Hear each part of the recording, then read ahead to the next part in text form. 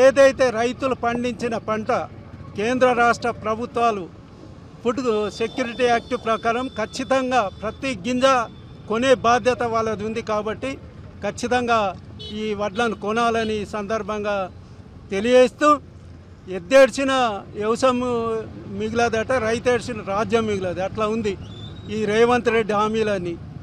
పూర్తిగా రైతు వ్యతిరేక హామీలే చేస్తూ ఉన్నాడు. 2 లక్షల రుణమాఫీ అన్నాడు, మరి అది ఇంతవరకు లేదు. డిసెంబర్ 7 అన్నారు, మే 7 కూడా వెళ్ళిపోయింది. అట్లాగే మరి రైతులకు రైతు బంధు అన్నాడు, 10,000కు 15,000 ఇస్తున్నారు, అది అతిగతి లేదు. ఇట్లా రేవంత్ రెడ్డి ప్రభుత్వం రైతు వ్యతిరేక కార్యక్రమాలకు పాల్పడుతుంది కాబట్టి అట్లాగే ఈరోజు కేసీఆర్ పిలిపించిన ఏదైతే 500 బోనస్ గతంలో ఇస్తున్నాడో అది కూడా ఈ మోసకారి మాట తప్పిండు. ఓన్లీ సన్నపట్లకే 500 ఇస్తా అంటాడు. మరి సన్నపట్లకు 500 ఇస్తా అంటే 90% మరి రైతులు దొడ్డట్లే వండిస్తారు. మరి కాబట్టి 10% ఇచ్చి నువ్వు ఏం మోసం చేస్తావు? ఇవన్నీ తప్పుడు మాటలు.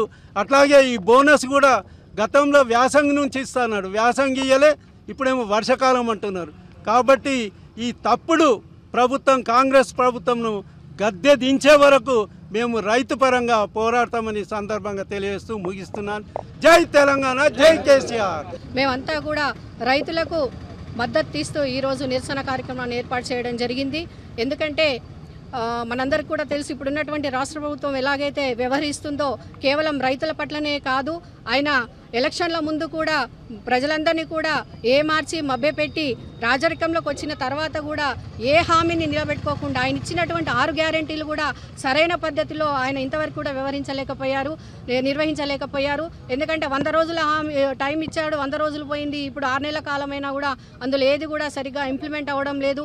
ఒక 10 మందికి ఇచ్చారంటే అక్కడ 100 మంది అందరూ కూడా అప్సెట్గా ఉండడం జరుగుతూ ఉంది. అందులో భాగంగానే ఏదైతే మరి 500 బోనస్ ప్రతి రైతుకి ఇస్తా అన్నప్పుడు మరి క్వింటాల్ బియ్యానికి మరి అది దొడ్డు బియ్యం సన్న బియ్యం అని వేరు చేసి రైతుల మధ్యలో ఎందుకు చిచ్చు పెట్టడం, రైతుల యొక్క జీవితాలతో ఎందుకు ఆడుకోవడం? అదే గౌరవ మాజీ ముఖ్యమంత్రి కేసీఆర్ గారు ఉన్నప్పుడు ఆయన రైతులకు ఒక పక్షపాతిగా రైతులకు రాజం చేయాలని చెప్పేసి 24 గంటల కరెంటు కానివ్వండి ప్రతి ఒక్కటి కూడా అన్నీ అందజేస్తూ వారిని ఒక స్థాయిలో వాళ్ళని తీసుకెళ్తే మరి ఇప్పుడు వచ్చినటువంటి రాష్ట్ర ప్రభుత్వం మాత్రం వారందరినీ కూడా నేలపాలు చేయడానికి రెడీగా ఉంది. మరి దొడ్డు బియ్యం పండించినా కూడా సన్న బియ్యం పండించిన రైతే కాబట్టి అదే కష్టం ఉంటుంది కాబట్టి తప్పకుండా అందరికీ 500 బోనస్ ఇవ్వాల్సిన అవసరం చాలా ఉంది. మరి సన్న వడ్లు పండించిన వాళ్ళకి ఇస్తాము అంటే వాళ్ళు పండించే వాళ్ళు చాలా తక్కువ కాబట్టి ఏదో తక్కువ అమౌంట్తోని మనం సరిపెట్టేసుకుందామని చెప్పేసి ఆయన ప్లాన్ చేసినట్టుగా మనందరికీ కూడా తెలుస్తూ ఉంది. ఇది ఏ రకంగా వ్యవహరిస్తున్నారంటే తీరం దాటిన తర్వాత తెప్పతగిలేసినట్టుగా ఓట్లకు ముందు మన ఎంపీ ఎలక్షన్లకు ముందు మాట ఇవ్వడం జరిగింది, ఎలక్షన్ తర్వాత మళ్ళీ ఈ విధంగా మాట మార్చడం జరిగింది. నిన్ననే ఎలక్షన్ అయింది, ఈరోజు మాట మార్చేసి మాట్లాడుతూ ఉన్నారు. మొన్న ఎలక్షన్స్ అప్పుడు కూడా ఈ విధంగానే ప్రజలందరూ కూడా మభ్యపెట్టి ఆయన ఇచ్చిన ఏ హామీలు కూడా నెరవేర్చలేదు. ఇప్పుడు కూడా రైతుల పట్ల కూడా ఆయన పూర్తిగా దుర్మార్గంగా వ్యవహరిస్తున్నారు. కాబట్టి వీటన్నిటి కూడా మేమందరం రైతులకు అండగా నిలబడి బీఆర్ఎస్ పార్టీ నుంచి వారికి న్యాయం జరిగే వరకు ఈ నిరసన కార్యక్రమాలు మేమంతా కూడా ఇంకా పెద్ద ఎత్తున తీసుకెళ్తాం.